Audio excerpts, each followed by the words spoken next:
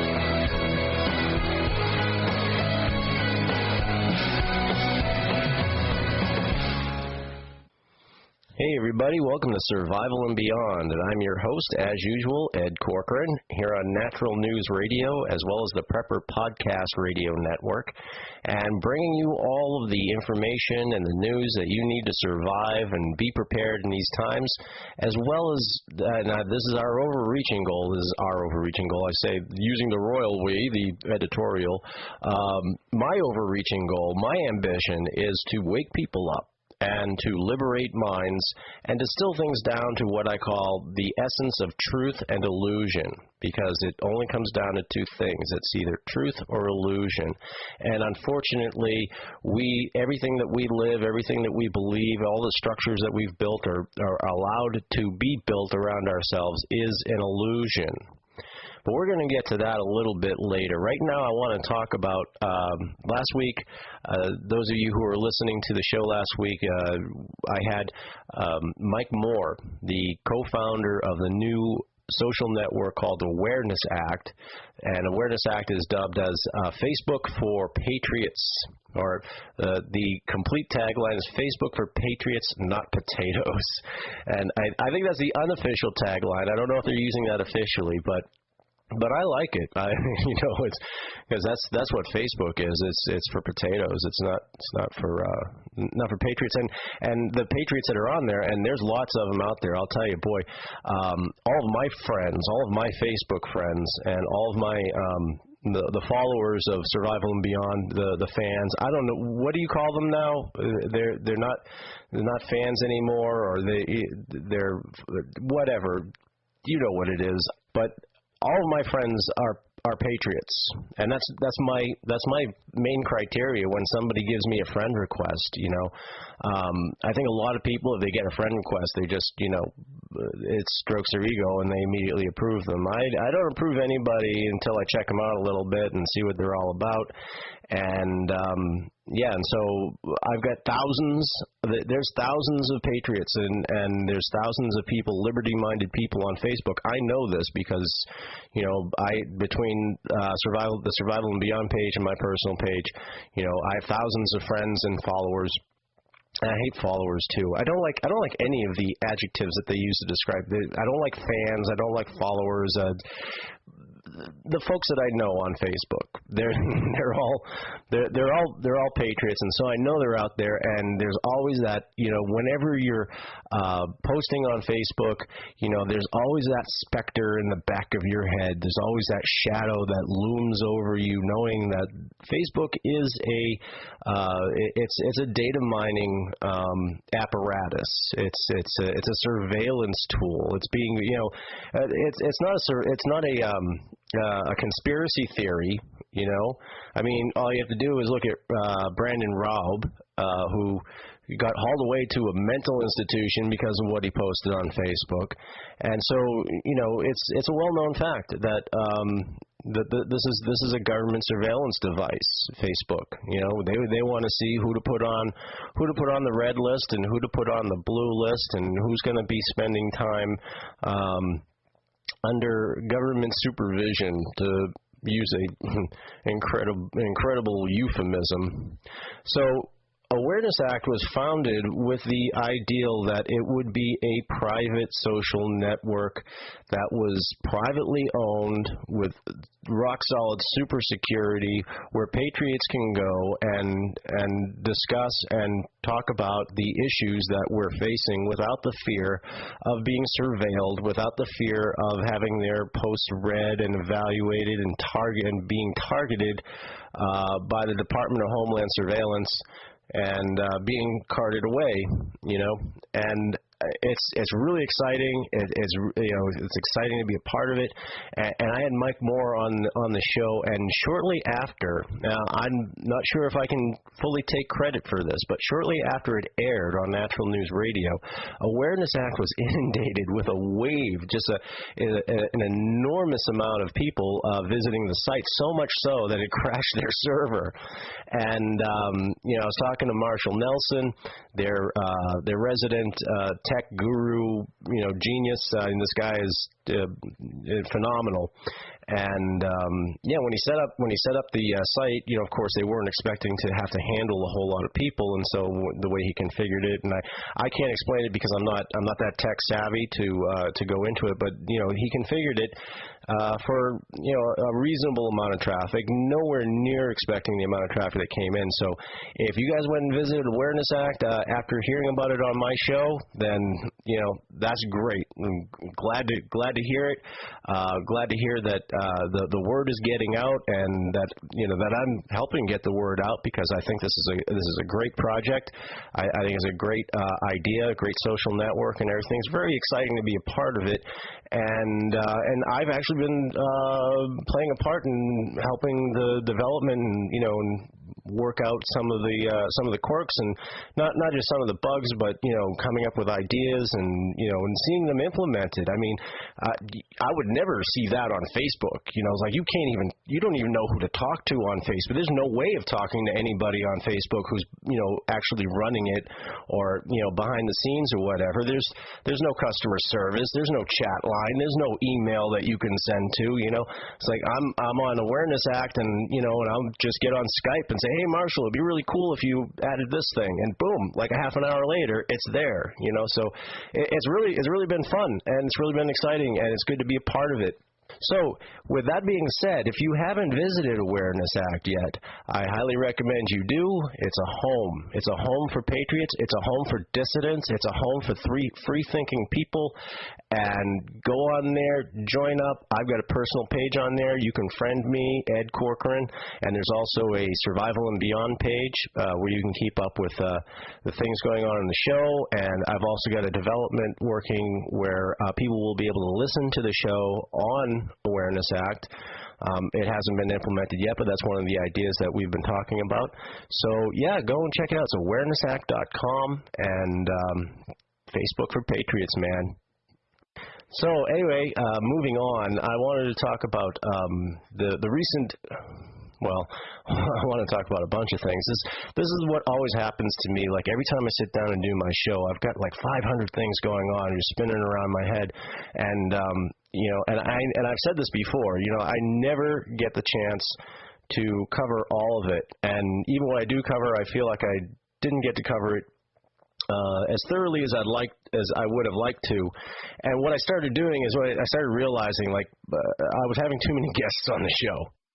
I get so many great guests that want to be on the show that I can't say no to them. And so, if I do, I end up doing a couple of interviews a week, and I just have a hard time saying, well, I'm gonna save this person for next week, or I'm gonna, I want to have as much as I possibly can. But what that was doing was that was limiting my voice, really. That was limiting the time that I had to cover the issues that I wanted to. And as I said at the beginning of the show, apart from the survival and preparedness information, which is very important, but apart from that, I think it's also important to get the truth out there and to speak about the issues that you may not hear on other. Well, you're certainly not going to hear it on the mainstream media. That's for sure, and that's another issue that I'm going to get into in a bit. But you really don't hear a lot of it in the survival community, and that's not a criticism. I know that everybody who's a prepper is a patriot. I know that everybody who's into survivalism, they're hip to what's going on. They know the score, but not all of them are choosing to speak about it because of one reason or another. And I think most of it is I haven't taken a survey or anything, but I think a lot of people are concerned about OPSEC. They're concerned about making themselves a target to the powers that be, which is completely valid, and I respect that. However, and this is my belief, and this is my philosophy and my philosophy alone, and I don't criticize anybody for not sharing that philosophy, but my belief is that if they're going to get you, they're going to get you. And there's really no way that you can, you're not going to hide. My ultimate goal is to get the truth out there. And that's the truth on any number of levels. So that's what it's all about.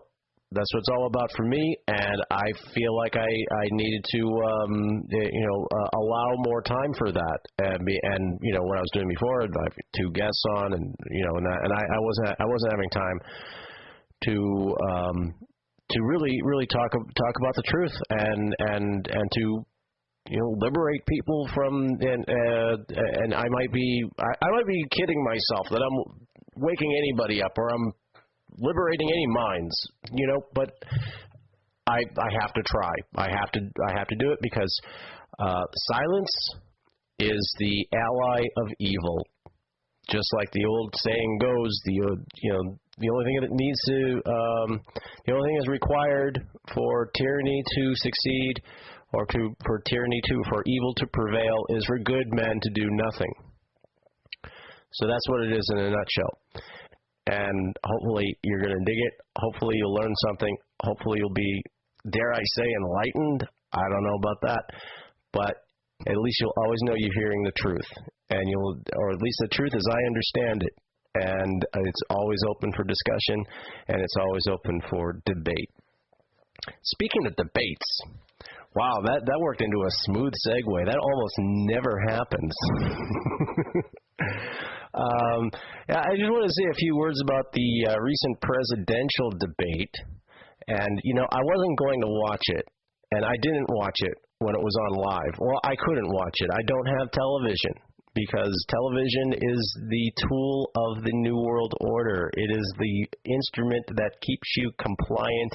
It keeps you conditioned. It keeps you brainwashed. And yeah, I know that sounds extreme, and I say that to people, and people look at me like I'm a kook, honestly. And I'm talking like people in the real world. There's a new neighbor who moved in up here on this crazy mountain, and he was talking about getting satellite, and he's like, oh, geez, what do you get for TV out here? I told him, frankly, I don't know. I don't have television. I've never, well, I shouldn't say I never had it, but, I haven't had it for a long time. And he was saying, oh, well, I'm thinking about maybe, he's going through the whole thing, and this is another thing, too. Like, this is an observation, all right? There's a little bit of an observational thing that I've noticed since I've not had television for a while, and I've mentioned this before. You step away from it, you get out of its influence, and you start to notice things that other people don't notice. And this is my observation. I mean, this really speaks to how completely saturated we are with entertainment, and that is by design. That is, our culture has been developed that way intentionally, deliberately, where your choices of the delivery system in which you are going to have the entertainment brought to you is such a major deal. Well, should I get cable? Should I get Dish Network? Should I get DirecTV? Should I get, and I'm like, man, just don't get anything. I told him this. I literally said, television is just brainwashing. And you're paying to be brainwashed, and you're trying to figure out which is the best deal to have your brainwashing delivered to you.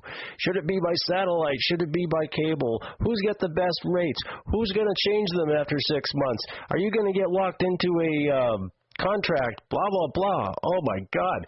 You would think that you were choosing, the school that you're going to send your child to or something. The way people fret and fetish over television, And then, you mentioned that, the brainwashing thing, and those who don't think that you're a total kook, those who want to seem hip, the people who want to seem like they're aware and they're happening, they know what you're talking about, then they start with the rationalizations. They start with, well, I don't watch that much television actually, blah blah blah and everything. It's kind of like when I tell people that I don't drink, and if you're at a social event or something like that, and somebody where people are drinking and somebody's talking to you, whatever, and you mention that you don't drink, or they happen to notice that you don't drink, and that's always like something that sticks out to people, like, oh, how come this guy's not drinking? How come he doesn't have a beer? What's wrong with this guy?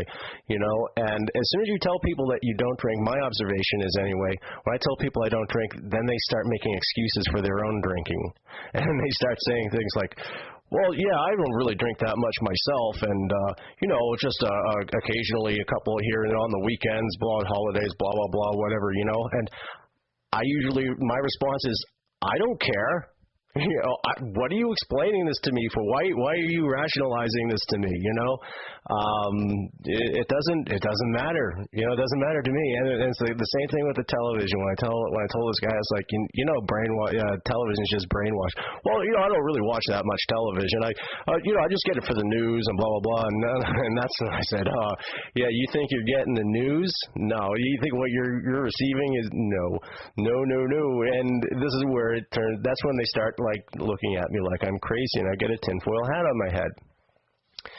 And so, and speaking of segues, this leads me up to the next story about the news. Hey, folks, if the recent developments regarding CNN getting caught fabricating the news isn't enough to make you want to throw your television out the window, then I don't know what is. If that's not going to wake somebody up, I don't know how to wake them up. I don't do like a bomb, a hand grenade, whatever is not going to do it, you know. You are not getting the news, and on an intellectual level, yeah, I know most of you know this already, and preaching to the choir and all that good stuff. But for those of you who still think that you're getting a little bit of the truth on television, it ain't happening anymore, you know.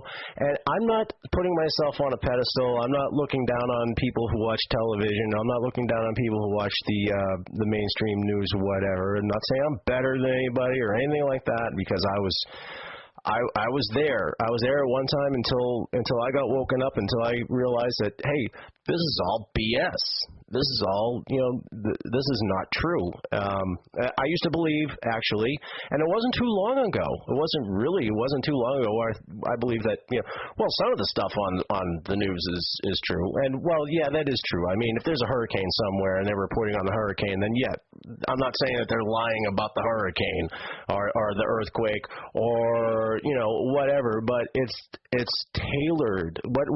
What is true that's being reported is tailored and spun and sanitized and orchestrated for your and manipulated for your consumption. But CNN, man, they ought to call that the creative news network at this point. You know, Amber Lyon, whom I mentioned on the show last week, the former CNN correspondent turned whistleblower. You know, she's been all over the alternative media out there about the whitewashing, the censorship, and all that, about her reporting from Bahrain. And it turns out that CNN was being paid by the regime to portray to downplay the turmoil that was going on, and to only show positive images of Bahrain, show people having fun, show people at the racetrack, showing people doing, you know, like it's a tourist it's a tourist destination. And Amber Lyon did this documentary, or this, you know, this reporting, this journalism that was completely just ignored. It was not aired on CNN International, and it turns out that CNN was actually accepting money, and CNN gets paid by the government, by the U.S. government, to tailor the news.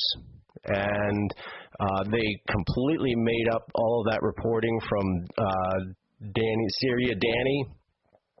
All of these reports where he's, you know, Anderson Cooper is, you know, asking him questions about what's going on. It's like, oh, it's terrible, it's bombing, and 200 people died in the last half hour, and blah, blah, blah, and everything like that. And it was totally just completely fabricated. There's video that was the unedited video that was leaked, where, you know, they show them discussing, you know, what to say, and, you know, and where to put the sound effects and everything like that.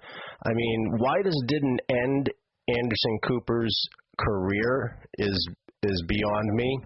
Why this hasn't completely, you know, caused a controversy with the network itself, with CNN itself, is beyond me. I mean, I knew that CNN was making up the news years ago. You know, like the whole thing, at least as far back. This is what is documented. This is, you know, at least what, there's probably scores of other examples of them just completely making up the news. But way back in the first Gulf War, you know, their tapes were leaked by CNN employees of Charles Jocko doing this hard-hitting, on-the-spot journalistic reporting from Saudi Arabia in the first Gulf War that was done on a soundstage with a blue screen behind him, and it was all fake, you know. CNN, fake news. All the rest of them, for all as far as I'm concerned, it's all fake too. Believe none of it. I mean, how can you? You know, if you can go back to CNN and still think that you're getting the truth and you're still getting the uncensored, you know, reality, you know, which reality is this very subjective thing, which we're going to talk about after the break. But if you think you're getting that, yeah, forget about it. But, yeah, now that I've gone off on that tangent, I was talking about the debate, and I got sidetracked into the whole thing about me not watching television. The debate, I didn't watch it. I wasn't going to watch it. And then I thought, well, I owe it to myself to actually watch this thing. If I'm going to be a political commentator or a critic or pundit of any kind, and I have to watch this stuff. I don't want to, but I would be speaking out of ignorance, and considering that I'm broadcasting, albeit on the internet, I need to know this stuff. I need to watch this. And so I dutifully went to YouTube, which YouTube is great, another instrument for freedom and for truth and information. It's been said by other people. I don't take credit for it, but people learn more stuff on YouTube than they ever will from television. And so I went on YouTube and I looked up the presidential debate, and part of the reason why I wanted to watch it was because I was hearing all this stuff out in on the internet about how Barack Obama had his ass handed to him by Mitt Romney, and so I'm like, well, I'm no fan of Mitt Romney either. I mean, oh God, this election, man. Well, I guess they're all pretty much the same, it's like, but this one in particular, it's like we're being asked to choose between Joseph Stalin and Adolf Hitler, it's indescribable, the overwhelming feeling of futility that this election just makes me feel in the pit of my stomach, in the depth of my soul.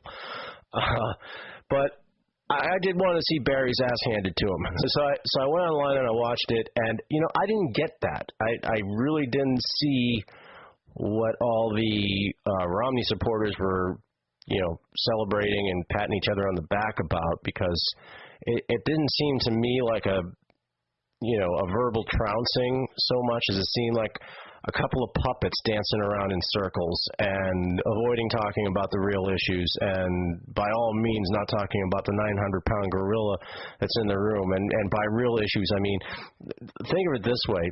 They're out there spinning around in circles like a couple of dogs chasing their own damn tail, and going on about Obamacare and about this and that. And, if you think Romney's going to repeal Obamacare, then I've got some shorefront property in Arizona to sell you. He's the engineer of Obama. He's the architect of Obamacare. I used to live in Massachusetts, unfortunately, and that's what it's all about. And if you listen to, this is the thing that people miss when they hear Romney talking about repealing Obamacare. That's not the end of the sentence. The full sentence is, I will repeal Obamacare and replace it with something else, or I will replace Obamacare. Nobody ever hears that, What they hear is, oh, he's going to repeal Obamacare, and that's it. Selective hearing, and we all in this country have a very terrible case of selective hearing, a horrible case of selective hearing, and selective seeing, and selective acknowledging, and so on and so on. But these two puppets are dancing around the subject, and if I were Mitt Romney, this is the thing that struck me. If I were Mitt Romney, right, if I really wanted to tear into Barry, if I wanted to just really hand him his ass, I would I would assault him on the NDAA. I would assault him on Section 1021 about American indefinite detention for Americans, about the suspension of due process, about the fact that, he promises that he's never going to use these powers that he was forced to sign the NDAA. It was the Republicans. The Republicans forced me to sign it. If I didn't sign it, then I wouldn't be it would look like I don't support our troops and everything. And that's another thing. This whole expression, this whole this I don't even know what this Pavlovian response that's been engendered in our collective psyches about that expression, support our troops. I support our troops. Yeah, put something out there, put out something that nobody in their right mind would want to object to, or nobody would want to question, or whatever, right? What do you ever ask yourself what that means? When you say I support our troops, I've done it myself. I say it all the time, or I used to say it all the time. It's like, oh, don't get me wrong, I support our troops and blah blah blah, but I don't support the wars, and everybody has to make that qualifier, like as if they didn't make that qualifier, like I support our troops, and it's just been ingrained in us that this is the way you ought to feel, and if you don't feel that way, then there's something wrong with you.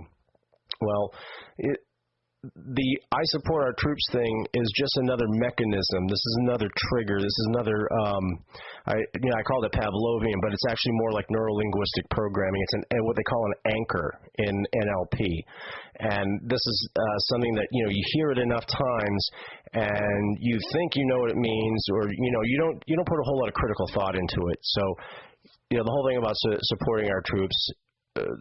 Supporting them, the government doesn't even support them. Like they have to buy their own gear, they have to buy their own stuff. But I'm not going to go off on a tangent about that. But Barry's whole excuse about the NDAA was like, oh, it was the Republicans who made me do it, and I didn't want to do it because you didn't want to do it because of Section 1021, and you're going to give yourself dictatorial powers and extrajudicial authority. Baloney. I call bull on that, okay? Because you're the one who insisted that section be, when it was removed, you're the one who insisted that it be put back in. When Catherine Forrest issued the permanent injunction on NDAA on the grounds of Section 1021, the first thing you did was you turned around and you went to a higher court, or went to the Court of Appeals within 24 hours to have a stay put on that ruling. And on September 28th, a panel of 3 judges, all appointed by you, Barry, decided that, well, we're gonna extend the stay on NDAA. So don't give me this baloney like you were resistant to sign the NDAA and you were doing it just because you were concerned about appearing as though you don't support the troops. That is what I would attack Obama on. Now, do you know why Romney didn't do that? Do you know why Romney didn't go off about the 30,000 drones flying over the U.S. Airspace, the surveillance drones, which, oh, by the way, if you don't think they're going to be armed and used as weapons against us, then, I suggested, you open up a big can of wake-up. You know why Romney didn't confront him on any of these issues? Because Romney is going to carry through with them. He's going to pick up those balls. He's going to pick up that ball and he's going to run with it. You think he's going to change anything about the NDAA? Of course not. He would be foolish if he did. Hey, he's going to inherit, if he gets elected, he's going to inherit all the dictatorial powers that Obama set up. All of them. So, if you think this is really the crux of the biscuit, I mean, all these arguments about whether there's any difference between Romney and Obama, of course they're not. But this is really where it comes. This is where the rubber hits the road, folks, and proving that point. Okay, Romney is going to carry on with all of the dictatorial executive order baloney bull crap. God, I'd rather say something else here, but it's a family network.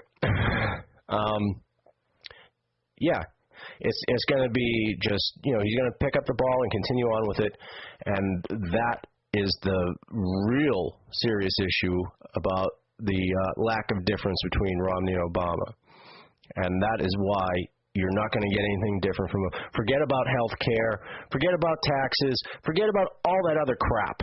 Okay, forget about it. It's irrelevant. That's business as usual for politicians and for elections and for campaigns. All of this taxation, it's all a distraction. It's a distraction so you're not paying attention to the 900-pound gorilla in the room, and that 900-pound gorilla is called tyranny. And tyranny is going to run roughshod over all of us if we don't put an end to it. Now, how do we put an end to that? We put an end to that by first speaking out about it, first and foremost, by sharing this information with as many people as possible, and by doing everything that you possibly can And you know what, I'd like to say I have the answer to this because, you know, I've gotten kind of despondent about this whole election situation, and, you know, I'm really kind of, well, not kind of, I'm very let down about Ron Paul no longer being in the running, and it's not Dr. Paul's fault, you know. He just got railroaded. I've been looking at Gary Johnson. You know, those of you who are thinking that you're going to write in Ron Paul, that was my original thought. You know, this is what I'm going to do. I'm going to write it, you know, cast a write-in vote. But I've been looking at Gary Johnson, and that's looking more and more like my candidate. And if you think that he can't win, if you think that casting a vote for Gary Johnson, or casting a vote for Ron Paul, for that matter, is a vote for Obama, well, then you don't understand the way it's supposed to work anyway, and not the way it does. But if you're going to cast a vote for, you know, Joseph Stalin, just so that Adolf Hitler doesn't stay in office, doesn't stay in power, then guess what you're going to get, folks. But we're going to take a quick break right now, and we'll be back. Just hang tight, and we'll see you on the other side of this commercial break by our great sponsors who keep the show going. Silver has been in use as an effective antimicrobial for thousands of years, and this old technology is still in use today. In 2001, a patent was approved for a new medical silver application, nanocatalytic silver hydrosols. Unlike conventional colloidal silver products, some of the advantages of nano silver include up to 300% greater bioavailability, proven non-toxicity in over 25 university and FDA-approved laboratory studies, and extreme stability with a shelf life of over 10 years. Guaranteed. With just one product, you can replace all the antibiotics, wound and burn dressings, and water purification products in your medical bug-out bag. These products have been patented for use against some of the deadliest pathogens known, many that are resistant to traditional antibiotics, yet are safe and gentle enough for treating a baby's diaper rash. To learn more about this medical silver breakthrough and see the published scientific studies, visit www.lifesilver.com. All orders ship within 24 hours with deep discounts and free shipping for case orders. That's www.lifesilver.com. Survival is not about the end of the world. It's not about a hypothetical plane crash or the latest violent storm. Survival is about the satisfaction of knowing you can take care of yourself and your family in any situation, anytime, anywhere. CampingSurvival.com was started in 1956. No, not the .com part, the survival part. CampingSurvival.com has over 17,000 urban, wilderness, and preparedness items. Supreme customer service, very low shipping, and no games. We look around to make sure we have the lowest prices. And CampingSurvival.com is 100% USMC veteran-owned. Don't base your survival on the latest spring-up on the internet company. Do business with an authority on survival. CampingSurvival.com. Confidence born on preparation. Okay, we're back at Survival and Beyond. And remember, you can get 5% off all of your purchases at CampingSurvival.com by entering the coupon code SBRadio. That's S as in survival, B as in beyond, and the word radio. And it's all one word. Enter the coupon code, get 5% off at CampingSurvival.com. Go get yours now before it's too late, for crying out sakes. So I want to get back to something that I mentioned earlier in the show, at the beginning of the show, the essence of truth and illusion. And you might be asking yourself, Ed, what do you mean by that? What does the essence of truth and illusion mean? Well, this is something that's very important. It's probably just as important as the physical, material, survival information, or, you know, having food storage and water and shelter and all that. It's probably, it maybe even more important, and it's something that's a little bit hard for me to describe, to explain. You know, I'll be talking more and more about it in subsequent shows, but this is something I've really kind of danced around this subject because I didn't really know how to approach it, or, you know, like kind of what angle to come at it, and get it out there. But the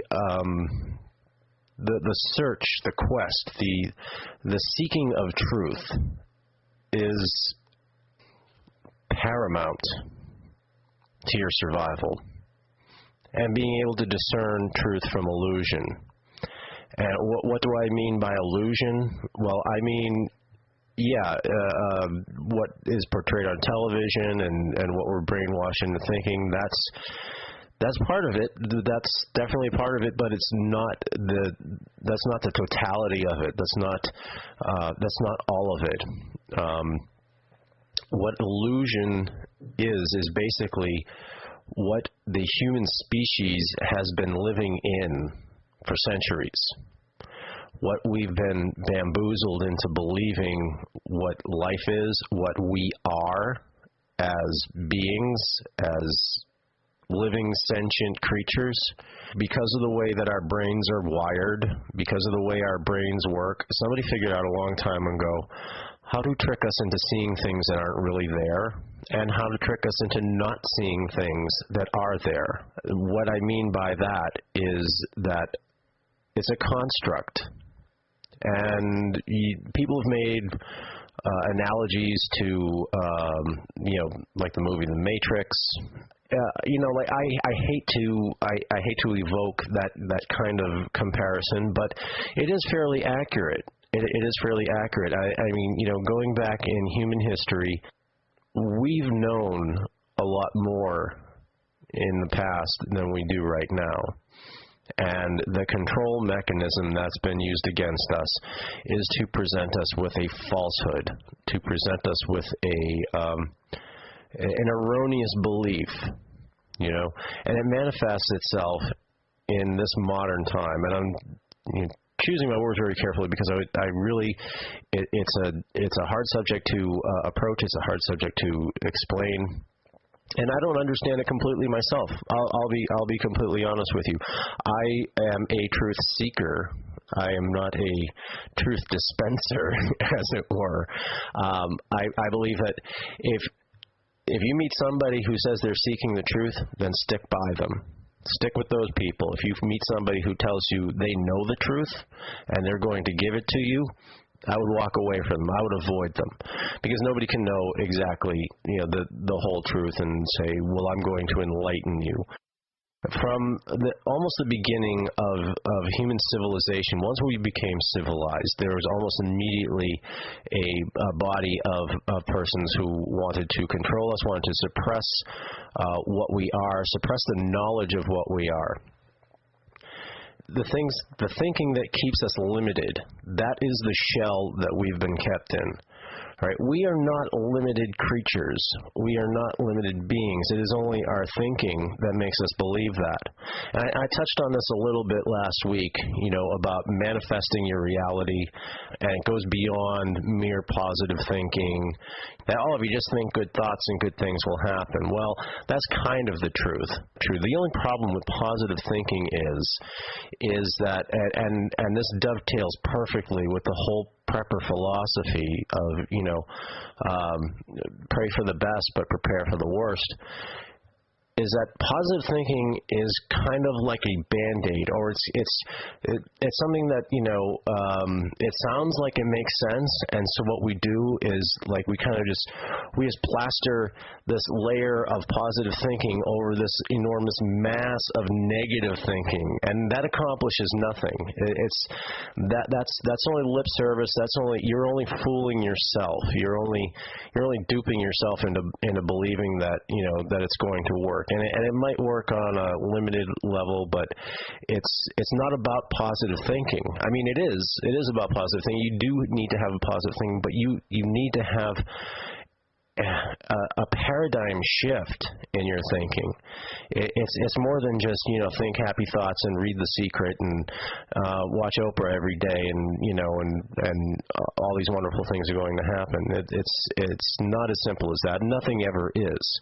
But if you're just pasting a happy face on top of your cynicism and your negativity, well, that stuff is going to eventually come to the surface, and your method of positive thinking is paper thin, and it's not going to accomplish anything. What you need to do is you need to realize that almost everything that you know is wrong. And that's a hard pill to swallow. It certainly was for me, but and I'm not talking about anything that is what I'm talking about is provable. It's fact. I mean, I'm talking about things that have been proven by science, by quantum mechanics. I've said before on this show, if you've listened to my show regularly, you've heard me say it on a number of occasions, that everything is connected. We are all connected. Everything is energy. Everything is vibration, frequency. Matter is only energy vibrating at a slower rate.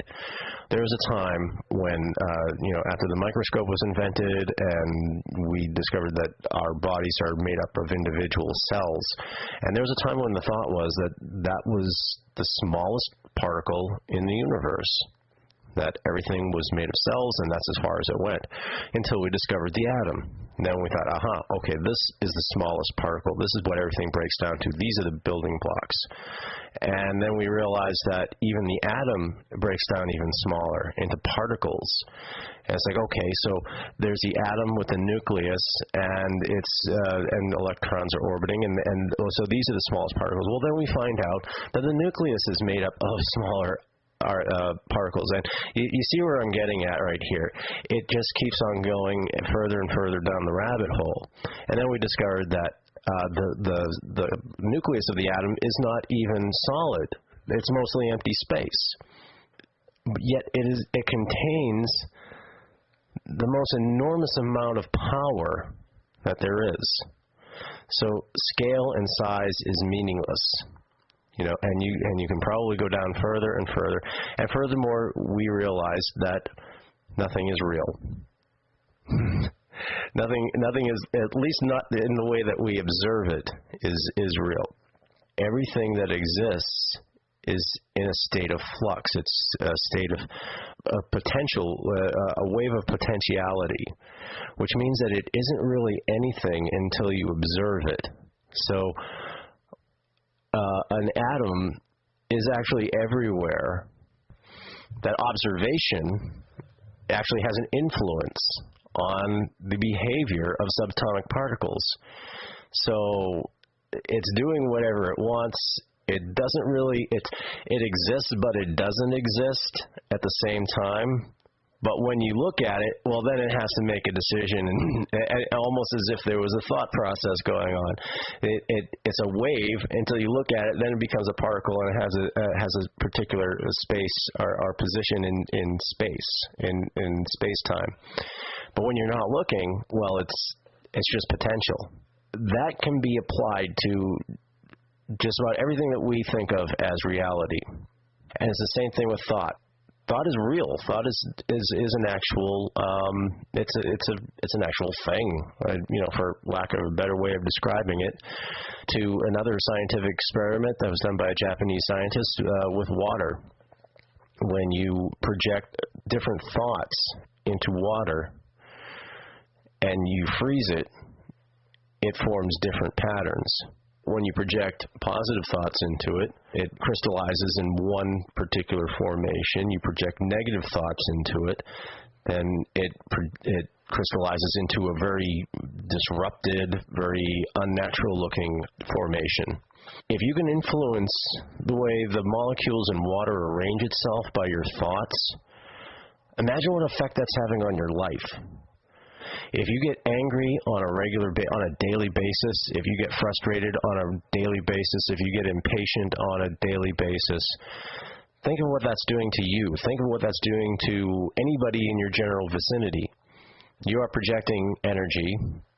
That's been proven by Kirlian photography. We can't see it. We don't have we don't have the senses to see this, and again we're getting back into illusion and reality and the truth, and we do not have the senses to see everything, and so we sometimes don't have the senses to not see everything. or we have the ability to not see things that are actually there that should be visible. For example, when Columbus first showed up in the Americas, the native people could not see the ships because this is the way, speaking of the way our brains are wired, our brains, the way we see things, we can't even rely on the things that we see as being real. And getting back to the story about Columbus, when Columbus originally showed up in the Americas, the native people who lived here already, they couldn't see his ships because the way our brain works is a lot of it functions on pattern matching and pattern recognition. And they could not see the ships because they had never even imagined anything like the huge sailing vessels that were on the ocean approaching their shoreline. It didn't compute. It didn't compute in their heads, and so therefore they didn't see it. And this speaks to, again, to what we consider reality. There are things all around us that we cannot see because either it was basically, or figuratively beaten out of us, when as children, we're taught that, these things don't exist. I mean, children are very perceptive. The children can see things that adults can't because nobody's taught them that they don't exist yet. Or nobody's convinced them, I should say, that they don't exist. And also we're taught that, the things that we see aren't real, and we're making this up, and your imaginary friend, and everything. I truly believe that, children who have imaginary friends, they actually have imaginary friends, and they're no less real than, your flesh and blood, actual physical, material world entities. But the brain is such a complex organ, and I think it was fascinating when I first heard the story about the natives.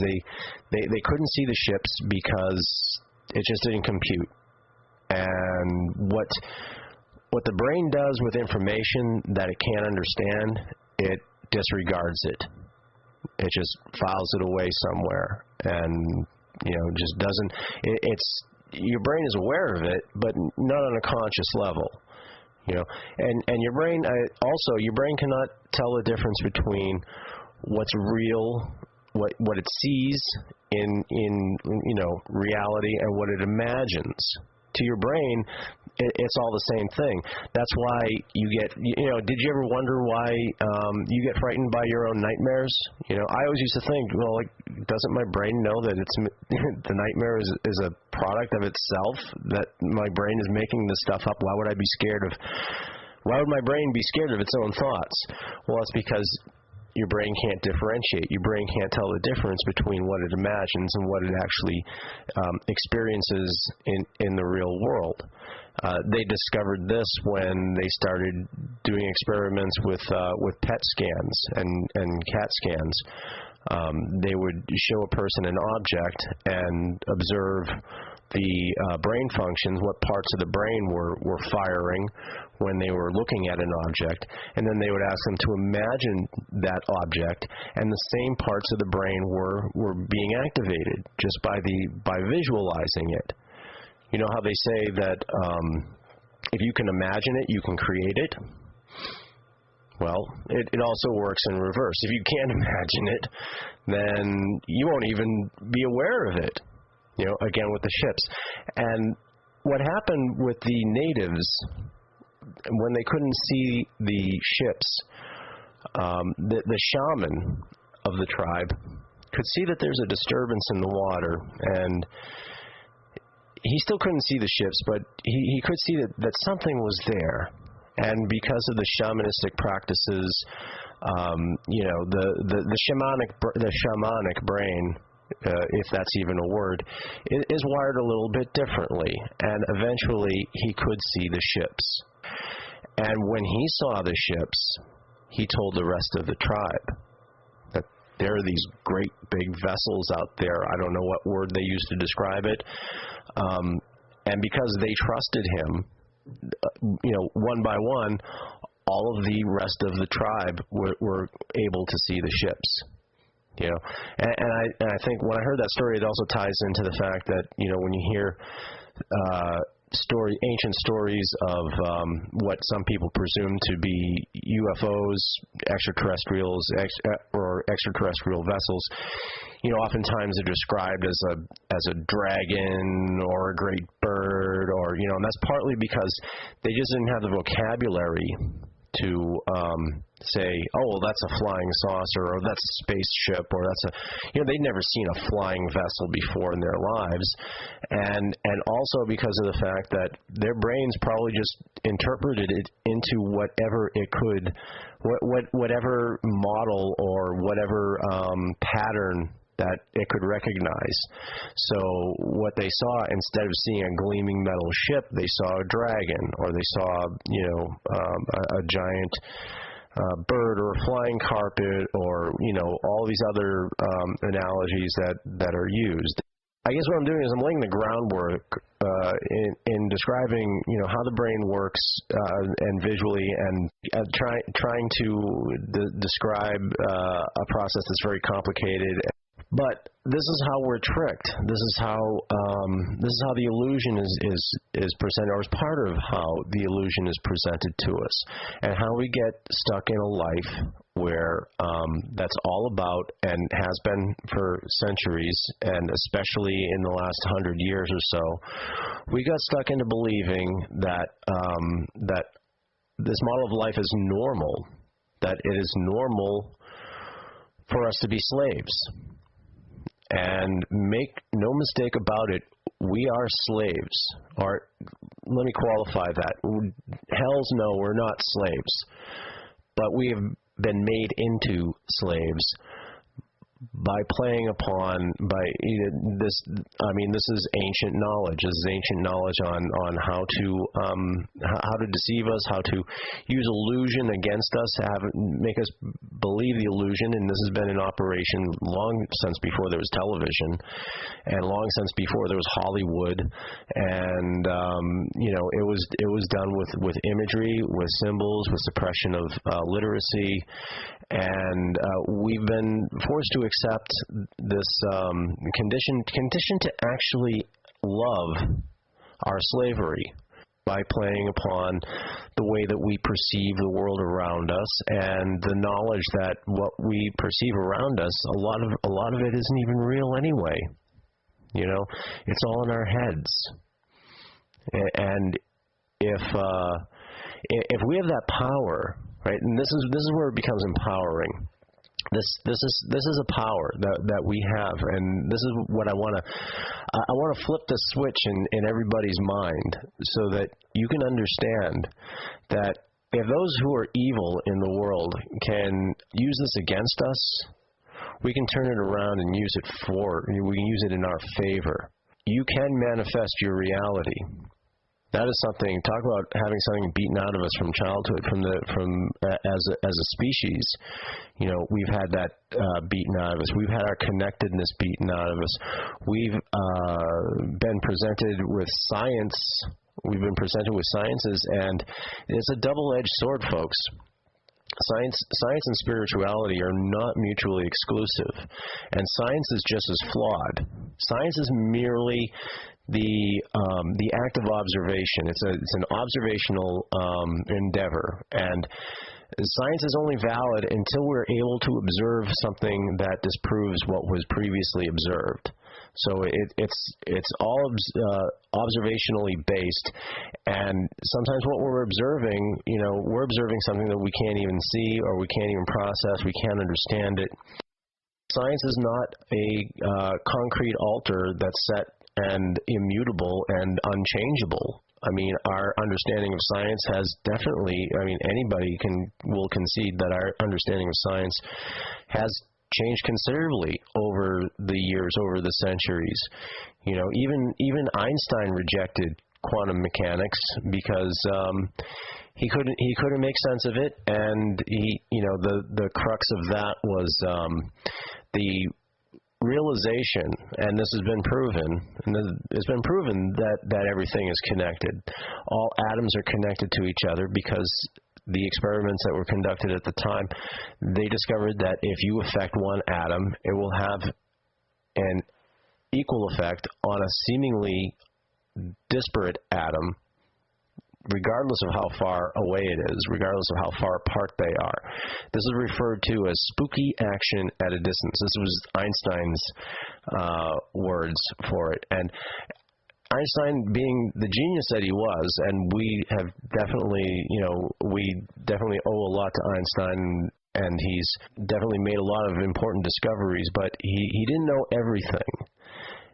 And Einstein believed and this is a leftover from Newtonian physics, that the universe functions like a clock, and everything is measurable, and everything is predictable, and everything happens, and it's very machine-like, and it's very ordered, and and quantum physics says no, it's not like that. The universe doesn't work like that at all. It was too much for Einstein to handle. That's where the expression, God does not play dice. Something either is or it isn't. It's either a wave or it's a particle, and that's the fundamental leap that Einstein just could not make. Boy, I've been going on about this, and I still haven't even gotten close to what I'm trying to say. But this won't be the last time I talk about this stuff, and if you're digging it, then, I'm really happy. I hope you are. I hope you are digging it, because this could fill a whole show, what I'm talking about. And I'll get back to more of this, but what I want you to take away from this right now is that the world is not what you think it is. If we are truly going to be free, if we're truly going to realize our full potential, if we're truly going to escape from fear, and that's the big thing. I talked about this last week. There's only two emotional states, really. There's fear and love. Those are the only two powers. If we're actually going to do that, then we have to start learning that the universe and the world around us is not what we think it is.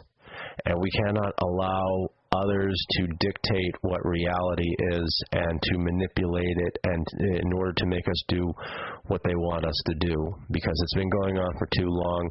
We have to reclaim our birthright. We have to reclaim the knowledge of who and what we really are and what our power really is. Because if you realize what your power is, then there's nobody that can stop you. Nobody can ever take that away from you. And really, it's never been taken away from you in the first place. You've always had it. We've always had power beyond our imagining. We just forgot it. It was suppressed. We let other people tell us that we're small and that we're ineffectual and that we should accept our station in the universe and accept our lot in life. I was in that model. I was in that paradigm. I was in that rut, that vicious circle, of get up, go to work, come home, do what you need to do, go to bed, get up, go to work, come home. And getting nowhere, and it's a tragedy. It would be a tragedy to live your entire life having never really lived. And that's what our life is. It's not a life. What's typically the life of most people, that's not living. That's not what we're supposed to be. That's not what we're supposed to do. We are supposed to be creative, powerful beings that can do anything. In order to get unstuck and in order to break the chains, you first have to realize that the power is within you. So, having said that, we're going to take another break, and when we come back, I was going to have as a guest, I was going to have Dr. Bones and Nurse Amy on the show, and they're good friends of mine, and we had a little bit of, boy, this was like an interview that didn't want to get recorded, but due to a technical glitch on my, I have a new computer that that I've been using for recording my interviews, and something happened, and the recording was lost. And so instead, what I'm going to do is I'm going to play an encore presentation of my interview with James Wesley Rawles. And this was it was only aired once before, and you probably haven't heard it. If you have heard it, then I apologize. It was a good interview, and I think it's worth another listen. So we're gonna have this interview I did with him. It was just about this time last year that I did the interview with James and with Jim. And it was a lot of fun, and John Melandrid is on there as well. He pipes up and asks a couple questions. The former manager and operator of the Prepper Podcast Radio Network, our sister network. And so just hang tight. We're going to take a commercial break, and when we come back, we'll hear our chat with James Wesley Rawles. So I'll be back in a bit. Preparing yourself for an emergency doesn't have to be all about doom and gloom. Getting all worked up about an impending disaster isn't going to better prepare you. It's just going to stress you out. Here at survival-gear.com, we believe your main goal when putting together a survival kit is to not just have the critical items you need in order to stay alive, but the right supplies in sufficient quantity to shield you from the effects of an extended unfortunate event. I like to say that if you have to use your survival kit, it should seem more like an impromptu camping trip rather than a dire emergency. Likewise, if a hurricane, earthquake, or tornado make your home unusable, you want to be able to set up camp and still be relatively comfortable. Even during a survival scenario, staying warm, dry, hydrated, and fed doesn't have to seem like roughing it. At survival-gear.com, our goal is to better prepare you by providing full-fledged survival kits that you can absolutely count on. Visit survival-gear.com and check out our premium line of survival kits. Hey guys, it's Charlie McGrath of WideAwakeNews.com. Look around the world today, what do you see? Crisis at every turn. Political, geopolitical, economic crisis. Many analysts have Europe sliding back into recession if they're not there already. Some are saying depression. Think it can't happen here in the USA? Well, let's look at some numbers. $15.9 trillion, our current national debt. $17.5 trillion by the end of next year, and over $20 trillion by 2016. How about 1,500 miles? That's how far the food in your grocery store had to travel just to get there. How about $4.08, the current price of a gallon of diesel in the United States as of August 2012? Look, I'm not trying to scare anybody with these numbers. I am trying to tell you one thing. It is time to prepare for crisis, both man-made and otherwise. Please, do yourself, do your family a favor, and visit my friends at PrepareWise.com. PrepareWise.com offers the highest quality legacy brand freeze-dried food. Legacy brand freeze-dried food has a 25-year shelf life, a low price guarantee, and always 100% quality guarantee. You can give them a call at 888-545-6265, or better yet, visit them online at preparewise.com, buy a 540 serving package, and receive over $300 of internet savings. So please, do yourself, do your family, do your loved ones a favor, and visit the folks at preparewise.com today. Okay, and my guest tonight requires no introduction from most of our listeners, if not all of them. He's one of the leading survival experts out there. He's the author of Patriots, a novel of survival in the coming collapse, and as well as How to Survive the End of the World as We Know It. And he's also the founder and editor of one of the biggest and most popular survival websites on the internet, survivalblog.com. And it's my great honor and privilege to have him on the show. So without any further delay, let me introduce Mr. James Wesley Rawles. How you doing, James? Just fine. Thanks for having me on. Do you prefer to be called Jim or James? Oh, Jim is fine. Okay, great. Yeah, so you've got a sequel. Your sequel to Patriots is coming out pretty soon, I understand. You want to tell our listeners a little bit about it? Yeah, it's kind of unusual as sequels go. It's a novel called Survivors, and it'll be coming out October 4th, which is next Tuesday. And it will be the unique thing about this novel is that unlike most novel sequels, it doesn't go out farther into the future. It's actually contemporaneous with the action in the first novel. What it differs in is it follows a different group of characters under different circumstances. And one of the things that people encouraged me to do with my next novel was to focus on characters that were not quite as well prepared as the protagonists of my first novel, Patriots. So in Survivors, I'm showing people that aren't well prepared, that don't have a deep larder, and that are forced to improvise for just about everything. So hopefully through that, it'll be an opportunity for people to learn a lot of different tactics and techniques and technologies for survival. Yeah, the first novel, Patriots, is frequently referred to as a survival guide disguised as fiction, and I couldn't agree more. I mean, you get into great detail, and there's a lot to be learned just by reading this fictitious, and it's also been called very prescient in your prediction of economic collapse and hyperinflation.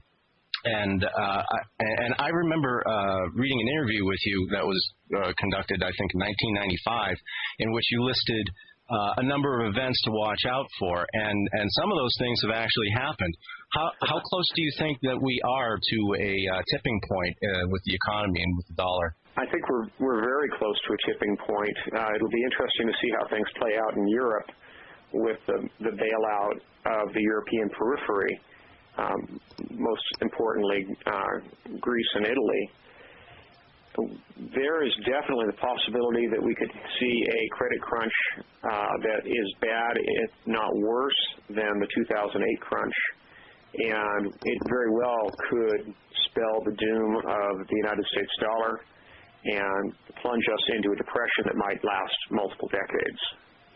Two of the things that kind of woke me up when I first started getting concerned about our society as a whole, and as far as collapse goes, is economic collapse and grid crash. And in my mind, they're kind of part and parcel with each other. I mean, one could could trigger the other, and vice versa.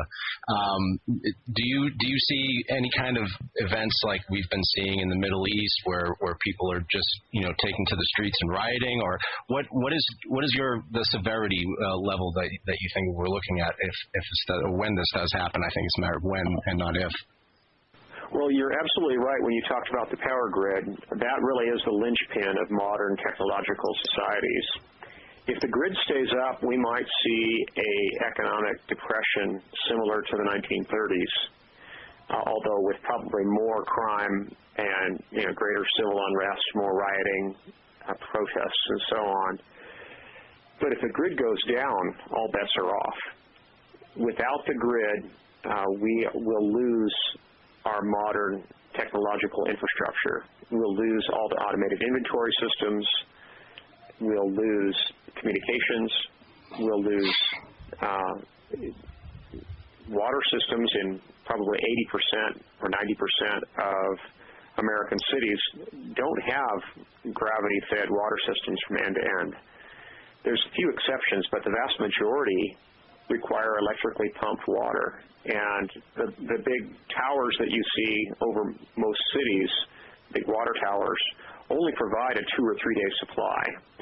And once those are gone, once those are drained, people will be out of luck. And in areas like the Southwest, you're immediately going to see huge numbers of refugees on the road because they're simply going to be out of water.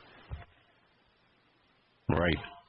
Do you see any kind of martial law taking effect in a grid collapse situation, or do you think it's even feasible on a broad scale? I don't.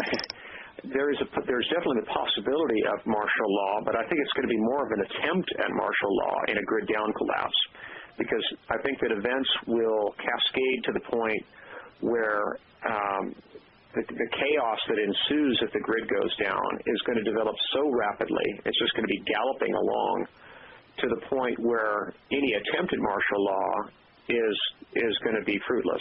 They won't be able to erect roadblocks that are meaningful. They'll be bypassed or overwhelmed if they attempt to bottle up urban populations.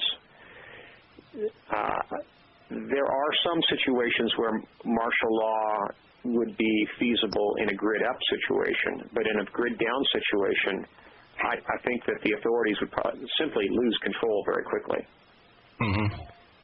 And I failed to mention at the opening of the interview that you're also a former Army intelligence officer, And I've spoken to my work puts me in touch with other folks who have your background in Army intelligence or military intelligence. And when the conversation gets to martial law, just about everybody says that even now except for on a localized scale or a regional scale, that we just don't have the manpower to enforce martial law.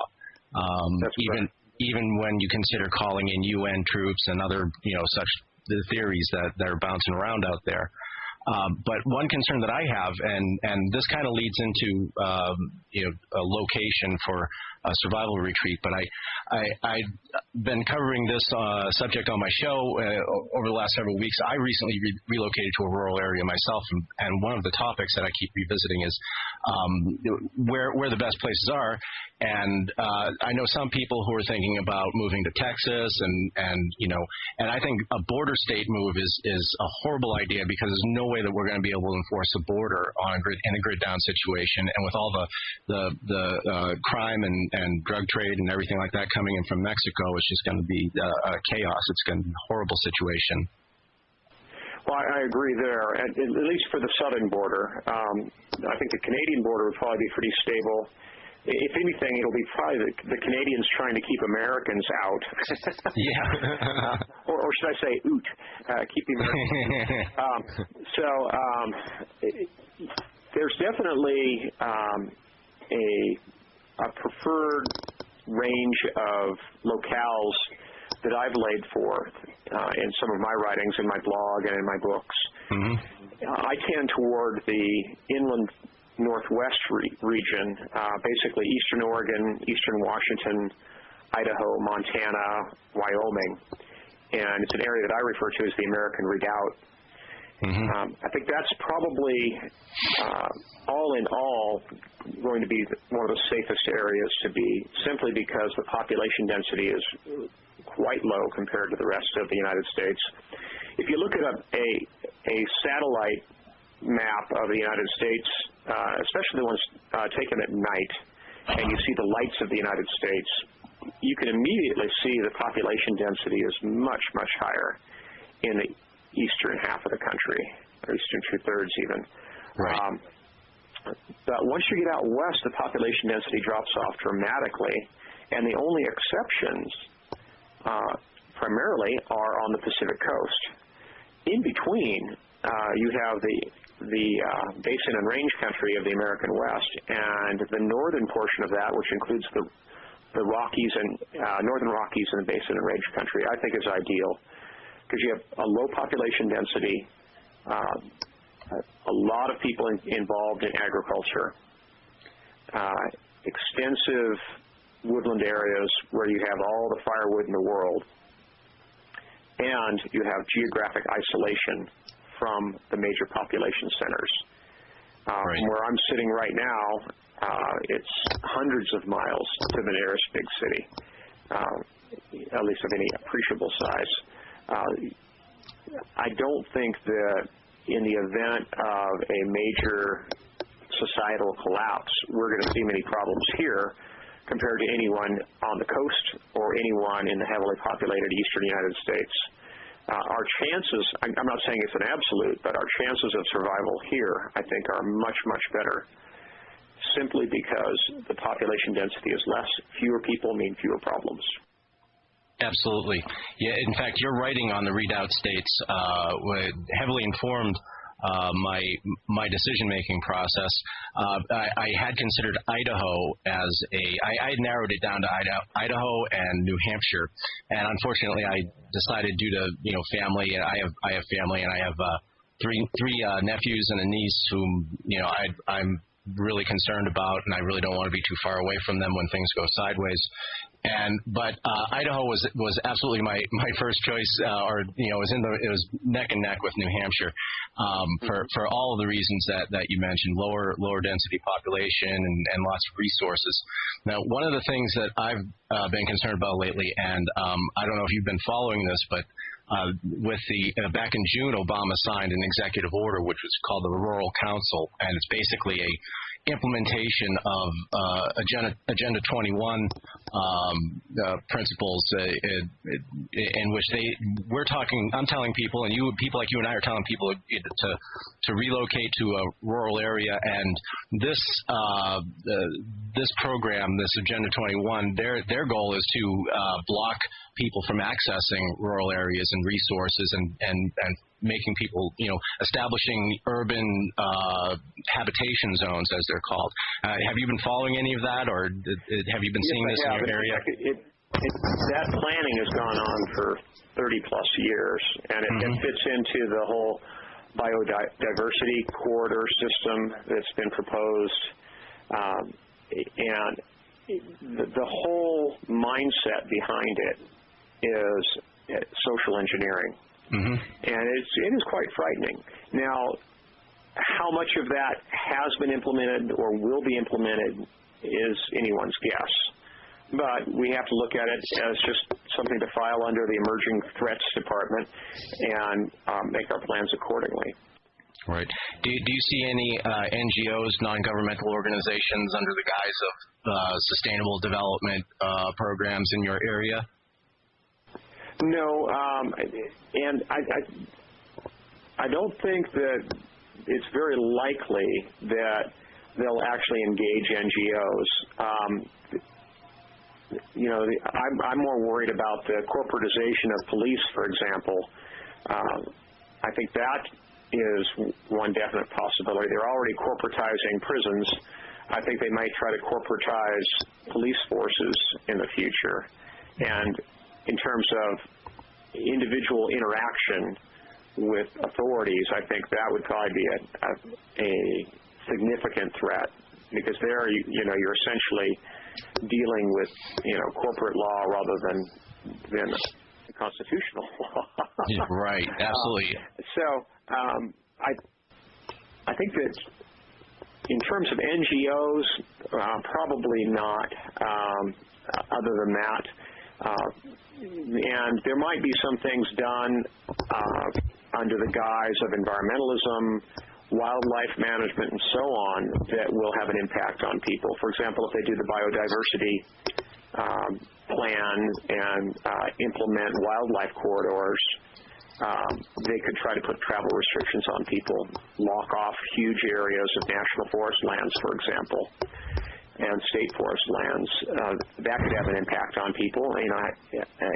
You'd be reduced to cutting firewood in your own backyard and hunting in your own backyard if you can't get access to public lands. So there's definitely a risk there. But by and large, I think the greatest risk that we will face, it doesn't come from the government. It comes from our neighbors. I'm a big proponent of charity, but I'm also a big proponent of keeping a low profile. We may see a time in the near future when you don't want to have any outward displays of wealth. You don't want to be driving a fancy vehicle that's just a year or two old. You don't want to be wearing a Rolex watch and nice clothes, regardless of where you live, whether it's the big city or out in the boonies. I highly recommend that people blend in and dress down. Right. Now, you're a big proponent, as am I, of connecting with your immediate community and community preparedness. And one of the things that I want to ask, it's always kind of a sketchy situation, is people are reticent to approach their neighbors with what they're doing, for fear of either at least being called a kook or being thought of as one, and at worst having a mob of people at your door when things do go sideways and they're all wanting to take what you got. How do you approach it, and how do you get involved in your community as far as organizing or getting people aware of the need to prepare? Or do you have to? Well, where I live, which is way out in the Hinterboonies, everybody's pretty well prepared and self-sufficient. So the talk about preparedness is, pretty commonplace. People around here only go shopping about once a month in the big city, or what we consider a big city, in a town of 50,000. But So it's really not a major OPSEC issue, although I'm still very quiet about discussing the level of my preparations, and I recommend that people do the same. That there's no need to tell people exactly, what you have squared away. It's just a matter of encouraging your neighbors, your friends, fellow church congregants to get prepared. Say, I've laid in some food for my family. I recommend you do the same, and here's why. Mm-hmm. And, of course, every family that gets squared away represents one less family that's going to be begging on your doorstep when everything hits the fan. So it's in your best interest to make sure your neighbors get well squared away. And, of course, charity is important. It's important to store extra for charity. I don't look at my 3-year food supply that I've laid in for my family as a 3-year supply for one family. I look at it as a 3-year supply, a 3-year supply for one family. I look at it as a 1-year supply for 3 families. Mm-hmm. It's important to think in terms of charity, but also to plan ahead to dispense that charity at arm's length. I plan to do so through my local church very quietly, where I will be handing off quantities of storage food to the church elders, and they will distribute it to people without my name ever being mentioned. That way, when the food runs out, people won't come looking to me for more. I want to maintain a low profile, but I also want to be charitable. Mm-hmm. Now, when it comes to there are several throughout the country. There are several survival groups or planned survival communities, and some of them are not in the most ideal locations. I'm not sure what they were thinking of when they decided to base it in western New Mexico or somewhere where there's not a lot of water availability. I lived a better part of a decade in Arizona. I love the Southwest, but I don't think I can go back there just for that reason. But when it comes to putting together a deliberate survival group, what is the ideal number of people that will serve enough manpower for protection, for security, as well as for self-sustainability? I would say in the range of 3 to 6 families. Anything larger, you're probably going to run into OPSEC issues, and anything less, you're not going to have the manpower to maintain round-the-clock security. In addition to round-the-clock, you need 24/7 security. You also need 360-degree security. That's quite a bit of manpower. And by the time you staff all that, if you only have a couple of families, you don't have the manpower available for summertime, which is your peak manpower need time for when you're going to be both cutting firewood and gardening. You can either feed everyone and have incomplete security, or have full security and quietly starve. It's not a very enviable decision to make. So I do recommend having at least 3 families. Survival is not about the end of the world. It's not about a hypothetical plane crash or the latest violent storm. Survival is about the satisfaction of knowing you can take care of yourself and your family in any situation, anytime, anywhere. CampingSurvival.com was started in 1956. No, not the .com part, the survival part. CampingSurvival.com has over 17,000 urban, wilderness, and preparedness items. Supreme customer service, very low shipping, and no games. We look around to make sure we have the lowest prices. And CampingSurvival.com is 100% USMC veteran-owned. Don't base your survival on the latest spring-up-on-the-internet company. Do business with an authority on survival. CampingSurvival.com. Confidence born on preparation. Silver has been in use as an effective antimicrobial for thousands of years, and this old technology is still in use today. In 2001, a patent was approved for a new medical silver application, nanocatalytic silver hydrosols. Unlike conventional colloidal silver products, some of the advantages of nano silver include up to 300% greater bioavailability, proven non-toxicity in over 25 university and FDA-approved laboratory studies, and extreme stability with a shelf life of over 10 years. Guaranteed. With just one product, you can replace all the antibiotics, wound and burn dressings, and water purification products in your medical bug-out bag. These products have been patented for use against some of the deadliest pathogens known, many that are resistant to traditional antibiotics, yet are safe and gentle enough for treating a baby's diaper rash. To learn more about this medical silver breakthrough and see the published scientific studies, visit www.lifesilver.com. All orders ship within 24 hours with deep discounts and free shipping for case orders. That's www.lifesilver.com. Now, you hear a lot of talk when it comes to grid crash and long-term grid crash, where basically we're just starting back from square one. We're down to 19th century methods and techniques. But I've lived for extended periods of time without electricity. It's not a big deal to me, but there are still some things, that require electricity that'll be nice to have. And a lot of people have misconceptions about alternative forms of energy like solar power. They think, just slap a couple solar panels on the roof and you'll be all set. And that's really unrealistic in both terms of cost and terms of viability. But you have a lot of great ideas about small-scale solar and alternative sources of energy, and as well as other types of like lighting arrangements and things like that. And I was wondering if you might talk a little bit about that. Sure. Well, we've discussed those at length in my blog. Again, it's survivalblog.com.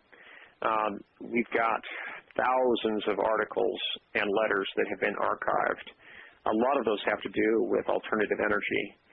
A lot of how people go about setting up a home power system is really dependent on where they live. For someone in the Southwest, photovoltaics may be a good option. For someone who is on some high mountain ridge somewhere, wind power may make more sense. For someone who lives in canyonlands and has a big year-round creek running through their property with quite a bit of fall in it, then microhydro probably makes the most sense. But regardless of the initial power source you have, there are some constants. You have to think in terms of the total loads, electrical loads that you're going to have to run in your house. People have to get used to a much more modest lifestyle. You're not going to have big capacitive loads. You're not going to have things like an electric stove or an electric hot water heater with an alternative energy system. It's just not realistic. And unless you are blessed with living on a piece of property that has its own natural gas well, so you can run a generator, great big 10 or 12 kilowatt generator 24 hours a day. For anyone else, if you're working on an alternative power system, whether it's wind or photovoltaic or microhydro, you have to have very modest expectations and scale everything back. And of course, you also have to think if it's a long-term scenario, a grid-down scenario, you also have to look at the useful lifetime of battery banks. A typical lead-acid battery needs to be replaced every 8 or 9 years. There's a few tricks you can do to help minimize the sulfating of batteries, but you still, 10 years probably is the maximum life you're going to get out of a lead-acid battery with the sulfating that goes on. So if you set up a solar power, like a photovoltaic power system, and when you do go into a long-term scenario, you may start out with a system with a nice battery bank, but 10 years down the road, you're going to end up with a daytime-only system with no overnight battery capacity. You have to think through each of those issues and make plans accordingly. Come up with, I'm a big believer in always having a plan B and a plan C. So you have to think through what you will do when things happen, like your battery bank becomes useless in a really long-term situation. I even look at things in multi-generational terms. What are you going to do? Well, I should say, not you. What are your great-grandchildren going to do when the fertilizer you've stored is no longer viable, or where the ammunition you've stored is no longer viable? And here we're talking 100 years out. If you look at things on a multi-generational scale, the challenges become pretty overwhelming. Right, and that's the crux of the biscuit right there. Is any kind of alternative energy system that you set up is ultimately going to come down to the batteries, and nothing lasts forever. I try to take a little bit. Well, on one hand, I have two minds about it. On one hand, it's best to just get used to living a more, wouldn't call it primitive, but non-technological lifestyle, and just completely do away with any kind of electrical device. Or it's still not a bad idea. I think if you have those systems, no, it won't last forever, but still, it'll probably help you get over the hump. Until you do get on your feet. I get a lot of emails from readers of my magazine, Survivalist Magazine, and anytime you mention anything that has to do with an electrical power device, like, oh, what are you going to do when the grid goes down? What are you going to do when your batteries run? It's like, well, this could. It doesn't mean that you should throw the baby out with the bathwater. It's still a good idea to have these systems just to make things, so they're not like real drastic, real severe right away. You can kind of ease out of it, out of the situation. But when it comes to generators, what types of generators do you recommend as far as like a fuel source? Well, primarily propane-fired generators, because you don't have the safety issues and the short storage life issues of gasoline. And with propane generators or diesel generators, depending on where you live, for people who live in Canada or in the very, say you're in the Upper Peninsula of Michigan, for example, where you have really cold winters, I don't recommend diesel at all. But in most of the country, diesel is a very good option. Mm-hmm. It stores quite well. You're talking 8 to 12 years probably. With propane, though, can be stored indefinitely. And for flexibility, I recommend tri-fuel generators, where you can have a carburetor kit so you can burn propane or gasoline or natural gas, piped natural gas very easily. They are fairly high RPM compared to diesel generators. You don't have quite the same longevity. But in terms of the fuel flexibility, I think that is definitely the way to go. But again, unless you live on a property where you have your own natural gas well, you've got to look at that. Unless you're a millionaire and you can afford some huge, tank farm of propane tanks, it's a short-term, potential there. Long-term, I lean more toward photovoltaics, and I believe that systems should be sized based on people's budgets rather than going deep in debt. And at the very minimum, people should have a modest photovoltaic power system with, say, 30 watts of panels, a couple of 15-watt panels, so that you can at least do some battery charging, so you can keep a cell phone charge, so you can charge a few batteries and run a couple of small lights. Those batteries are crucial for your home security, because you want to be able to run a passive intrusion detection system like a Dakota Alert, and you want to be able to run night vision optics. You'll need batteries for those to be able to charge your nickel metal hydride batteries, your NIM batteries. So it's important to at least have a small system, and because with that, you are going to greatly improve your chances of maintaining security, and you can make a very small security force operate as if it has the combat power of a much larger force. If you have the advantage in night vision, for example, and intrusion detection, you can be much more effective with a small force. Mm-hmm. Now, you recommend the nickel metal hydride, how does? Well, I guess I'm asking, why not lithium ion? Lithium-ion are definitely an option. The technology isn't quite as mature. The cost per watt is fairly high for lithium-ion.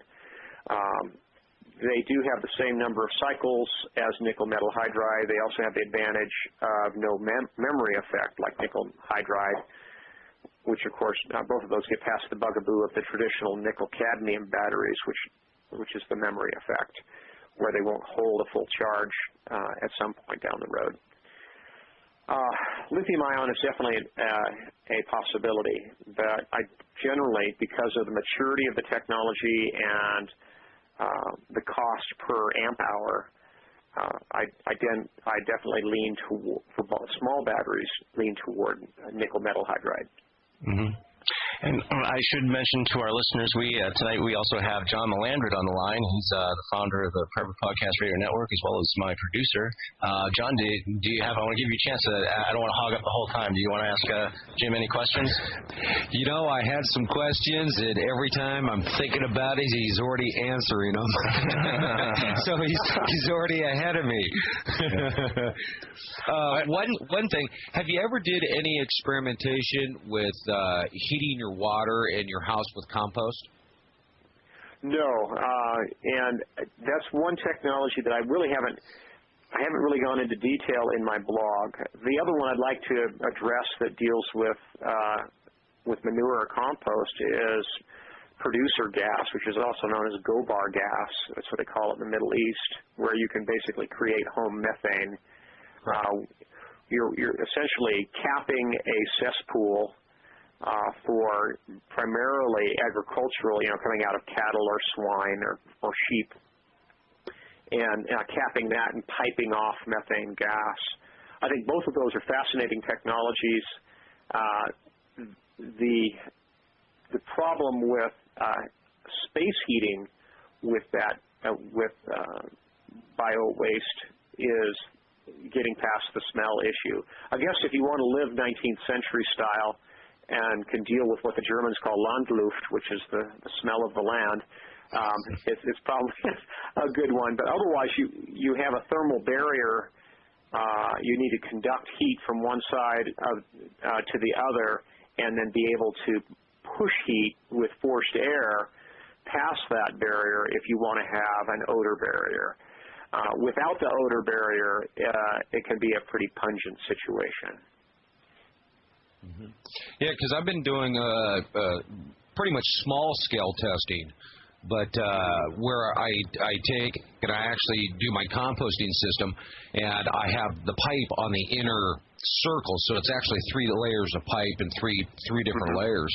And I've been generating my hot water through that, so I don't have to boil it, because that's a pain. I live just like the pioneers. So does this provide like preheat levels, like 140, 150 degrees? Yes, so that I can wash the dishes, and okay. It's warm enough. And then what I did is took an old radiator basically and modified it to where the water is just pumped through the radiator and then back in, so it's on a continuous loop, and it just gives you radiant heat in your house. Yeah, but I need to go for someone that lived in the plains states where you didn't have firewood available, where you could run a water jacket for heating water, that probably would be quite viable and economical. Anytime you develop a complex piping system, though, you've got to worry about leaks in the long term. And spare parts and all that sort of thing. And of course the thermal control, if it's a boiler system, you've got to have some pretty heavy duty safety features. If it's a low heat like produced by biological sources, that really isn't a big issue. For water heating, I think it's quite viable. For space heating, again, you've got that thermal barrier issue. But yes, they're all fascinating technologies. I would really like to get into experimenting with producer gas, the gobar gas. Yeah. because not everyone is going to live in, eastern Wyoming and have a natural gas well in their backyard or in the Four Corners area of New Mexico. That's where my new novel is set, in fact, is in natural gas country. Around Farmington, New Mexico is the main locale of my new novel that's coming out in October. And your first novel, Patriots, was on the New York Times bestsellers list, if I'm not mistaken. And a lot of people were surprised about that. It kind of came out of the blue as far as showing up in the mainstream. Do you find that more and more people are waking up and they're getting definitely. Yeah, there's definitely a stronger interest in preparedness because a broader and broader segment of society is recognizing the fragility of our society. And it's just rational self-interest that people want to get prepared. They see how fragile our society is. They see what a horrible job government agencies do of providing aid in the event of a disaster. I often refer to FEMA as standing for foolishly expecting meaningful aid. So I think people are definitely waking up.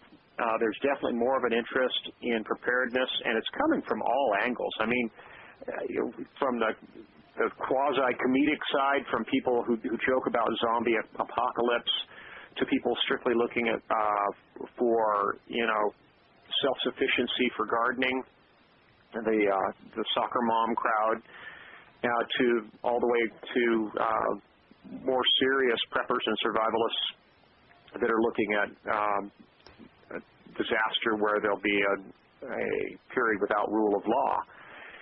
It pretty well runs the gamut, but what is surprising is that the segments of society that are interested keep growing and growing.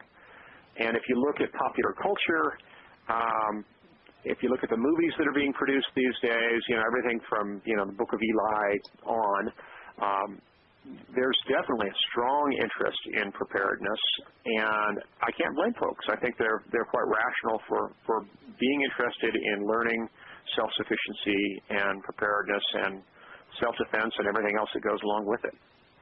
Yeah, I've started to notice the same trend myself. Over the years, it's gone from me having to beat people over the head with preparedness and survival and to where it doesn't really it's not really an unknown subject that much anymore when I approach it with strangers or just people that I meet on a regular basis. It seems that a lot more people are at least somewhat on board with it because people can see what's going on with the economy, people can see what's going on with the government. There's you don't even have to stray into conspiracy theory or talk about 2012 or anything like that. Mainstream, right? It's mainstream now. Yes, and the people that 10 or 15 years ago that were teasing us about being prepared are all getting prepared themselves now. So people are definitely coming around, and there's definitely a stronger interest. It's just a matter of making sure that people look at this in the long term. It shouldn't just be a flash in the pan. It shouldn't be like Y2K, where everybody went out and bought an AR-15 and a generator and thought they were ready for Y2K. And then as soon as Y2K turned into a non-event, all those generators and AR-15s ended up on the secondary market. Mm-hmm. I'm hoping that people that are preparing now, including the ones that are fixated on the Mayan calendar in 2012, I'm hoping that they're preparing for the long haul and that they will stick with their preparedness rather than having it just be a short-term little fad. I don't think it's a fad this time.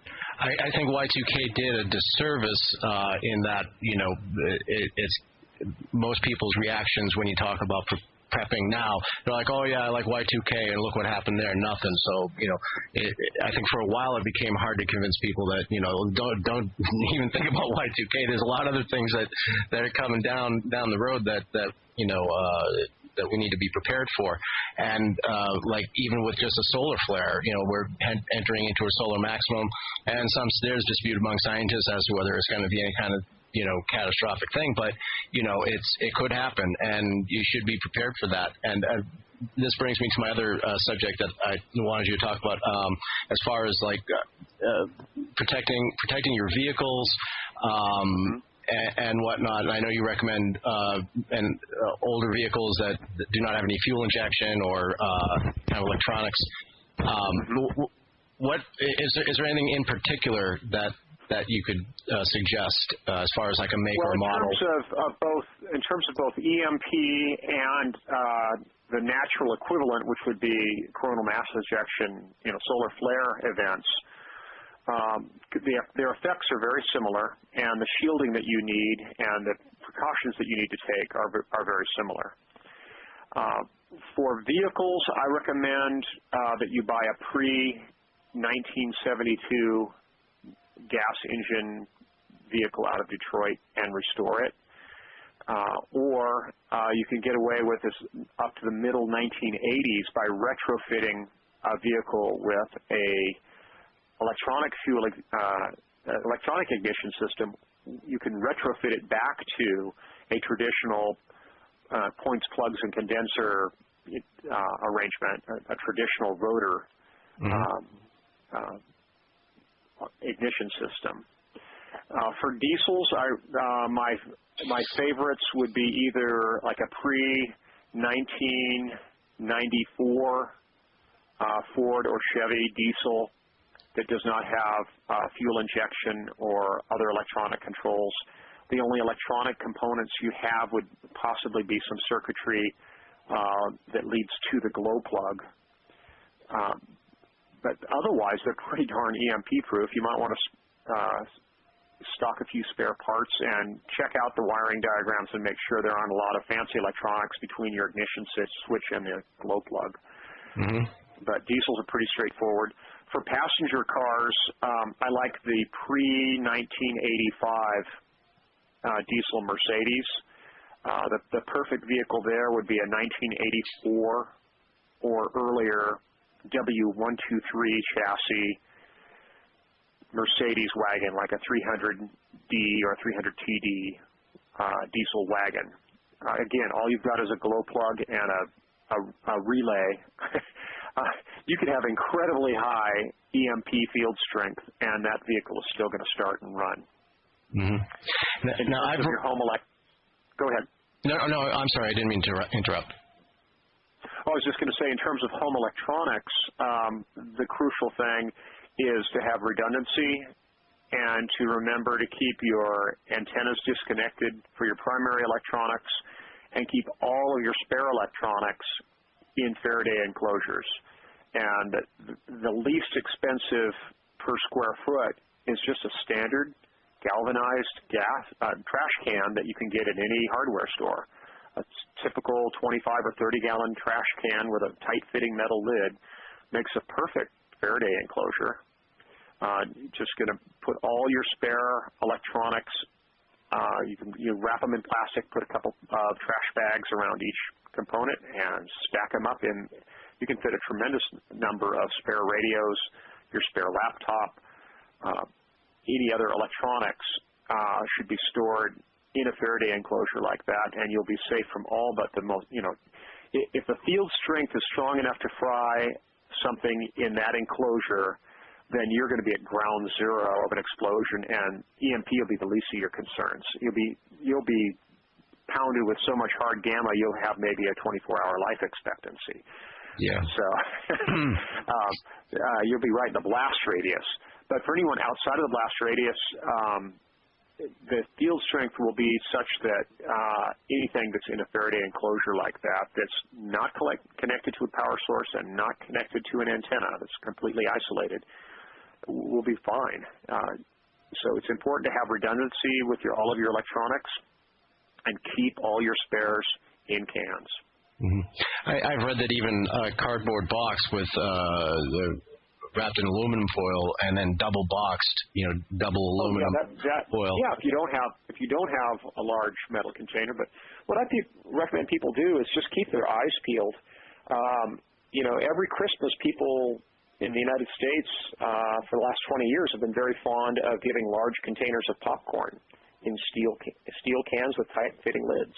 Mm-hmm. Those work fine as a Faraday enclosure. As I mentioned, a standard garbage can with a tight-fitting lid works fine. A military ammo can will also work well, although they do have a rubber gasket. You just got to make sure that you have a good electrical connection between the lid and the body of the can. And with a standard American design, typically you have 4 or 5 pins for the hinge that provide a good connection between the two. So a military ammo can will work fine, and some of those are built quite large, like the standard U.S. military 20-millimeter ammo can is, 20 inches long and 16 or 18 inches tall and 9 inches wide. It's quite a bit of volume there that's available, and they also have the advantage of being watertight, so you can even bury them if need be. They're a little bit more multi-purpose than a galvanized can. Right. Well, unfortunately, we're reaching the end of our time here with Mr. Rawles, and it's been great having you on the show, and I'd love to have you back on the show as a guest again, but I appreciate you taking the time. And thank you, John, too. Yeah, thank you very much. I really enjoyed being on. I'd love to be back on, and I do encourage people to take a look at the archives of my blog. They're all available free of charge. You can search through thousands and thousands of posts. It's all available free and fully searchable. Again, it's at survivalblog.com. Okay, and that'll do it for this installment of Survival and Beyond, and I hope you've enjoyed this encore presentation of my interview with James Wesley Rawles. And next week we'll be back with all new guests and all the information and news from the worlds of survival and preparedness, as well as the news that you won't get from the mainstream media, the disinformation machine, as it were, that affects our liberty and our freedom, all here on Survival and Beyond every week, as usual, on the Natural News Radio Network, as well as the Prepper Podcast Radio Network. And don't forget to check us out at survivalandbeyond.net. You can download a ton of free survival guides and ebooks. We've got videos. We've got all kinds of news and information. So check us out at survivalandbeyond.net. And hey, while you're at it, don't forget about that new the social network for Patriots Awareness Act at awarenessact.com. And you can friend me. Just look me up, Ed Corcoran, there on Awareness Act. And also there's a Survival and Beyond page there as well, where you can feel free to say what's on your mind without the fear of being surveilled upon or data mined by government agencies. It's a completely secure network that they own their own servers and they're offshore, rock solid security.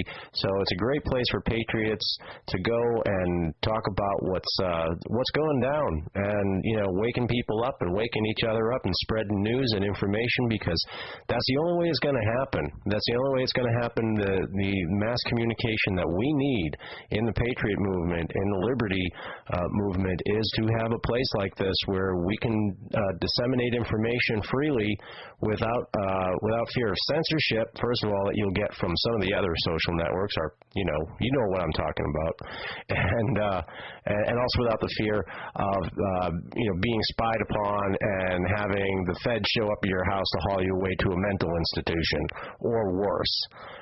Don't forget, Barry's still fighting for indefinite detention, fighting for those powers that he promised that he would never ever use, yet he insisted that they be in there, and now he's keeps getting extensions and appeals and whatnot. So Awareness Act is a great place we got a lot of exciting things going on. And I've been very active on the social network as well, and making suggestions and working with Marshall and Mike and the guys there. So check it out. We need all the patriots we can get. And until next week, keep your head up, keep on living free. Don't take any crap from anybody. We'll catch you next week.